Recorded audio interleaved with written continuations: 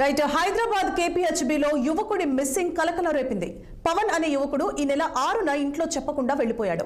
అయితే పవన్ కోసం కుటుంబ సభ్యులు అంతా గాలించారు. బంధువుల ఇళ్లలో కూడా లేకపోవడంతో ఆందోళనకు లోనయ్యారు. 2 రోజుల క్రితం సడన్ గా ఫోన్ చేసి అనారోగ్యంగా ఉందని, పూణేలో తెలియని ప్రాంతాల్లో ఉన్నారని పవన్ కుటుంబ సభ్యులకు ఫోన్ చేశాడు. అనంతరం ఫోన్ స్విచ్ ఆఫ్ చేసినట్లు తెలుస్తోంది. తరచూ కాల్ వస్తుండగా ఓ మహిళ ఫోన్ ఎత్తి మళ్లీ కాల్ చేస్తే చంపేస్తామని బెదిరించినట్లు కుటుంబ సభ్యులు తెలిపారు. అనంతరం పోలీసులకు ఫిర్యాదు చేసినట్లు వెల్లడించారు. ఇక పవన్ ఇన్స్టాగ్రామ్ లో పరిచయమైన ఓ యువతితో వెళ్లిపోయినట్లు తెలుస్తోంది.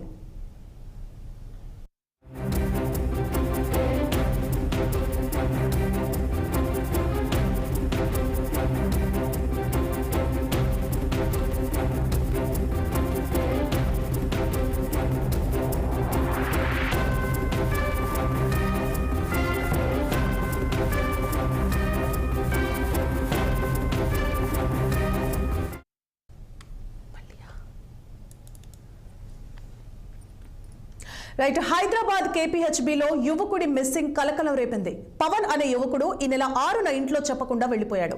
అయితే పవన్ కోసం కుటుంబ సభ్యులు అంతా గాలించారు. బంధువుల ఇళ్లలో కూడా లేకపోవడంతో ఆందోళనకు లోనయ్యారు. 2 రోజుల క్రితం సడన్ గా ఫోన్ చేసి అనారోగ్యంగా ఉందని, పూణేలో తెలియని ప్రాంతాల్లో ఉన్నారని పవన్ కుటుంబ సభ్యులకు చెప్పాడు. అనంతరం ఫోన్ స్విచ్ ఆఫ్ చేసినట్లు తెలుస్తోంది. తరచూ కాల్ చేస్తుండగా ఓ మహిళ ఫోన్ ఎత్తి మళ్లీ కాల్ చేస్తే చంపేస్తామని బెదిరించినట్లు కుటుంబ సభ్యులు తెలిపారు. అనంతరం పోలీసులకు ఫిర్యాదు చేసినట్లు వెల్లడించారు. ఇక పవన్ ఇన్స్టాగ్రామ్ లో పరిచయమైన ఓ యువతితో వెళ్లిపోయినట్లు తెలుస్తోంది.